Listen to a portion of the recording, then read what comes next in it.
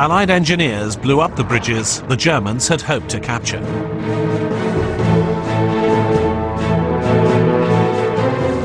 Slightly more successful were the teams sent in to create confusion.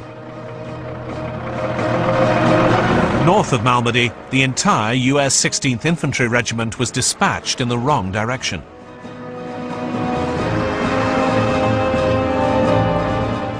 A rumor that Eisenhower was the target of an SS hit squad had the Supreme Allied Commander confined to his headquarters. A lookalike was sent out as a decoy, but confusion and suspicion reigned among the American troops.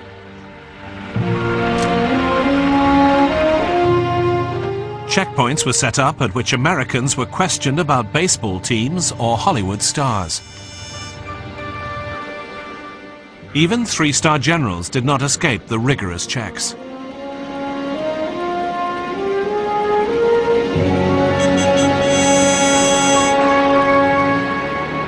General Bruce Clark was arrested because he mistakenly placed the Chicago Cubs baseball team in the American League instead of the National League. In another incident, a group of relaxed American soldiers approached a checkpoint. The guards asked where they were from.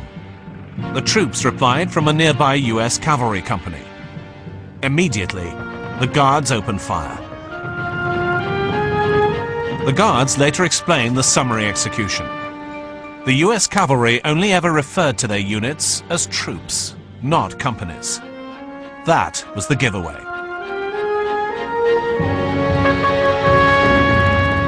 By January 1945, Hitler's Ardennes offensive was over.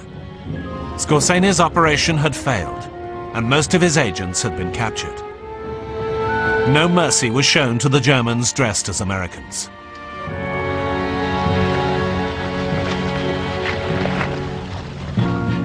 They were led before firing squads and executed.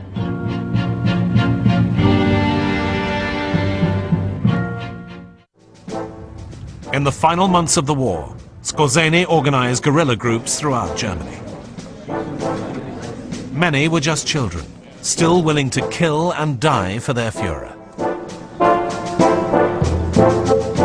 Undercover agents functioned deep behind Allied lines. Some of them remained active, organizing local resistance against the Soviets well into the 1950s.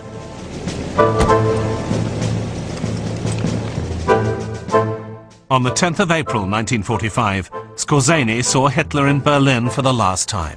The Führer asked him to create a final Nazi redoubt in the Bavarian Alps, loaded with weapons and supplies to hold out for years to come.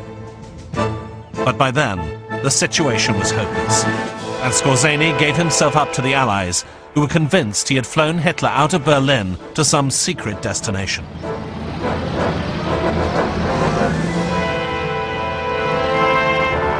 But Skorzeny denied this under intense interrogation and was imprisoned to await trial. In July 1948, he escaped from an Allied prison camp in Darmstadt and went on the run. He re-emerged in fascist Spain under the protection of Franco, where he worked as a businessman until his death in Madrid in 1975.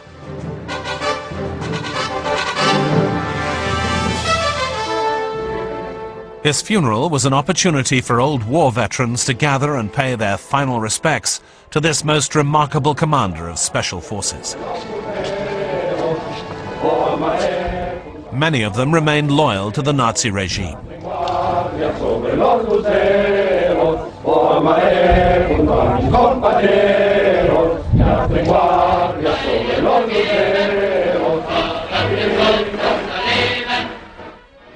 The courage of many of Hitler's special forces cannot be denied.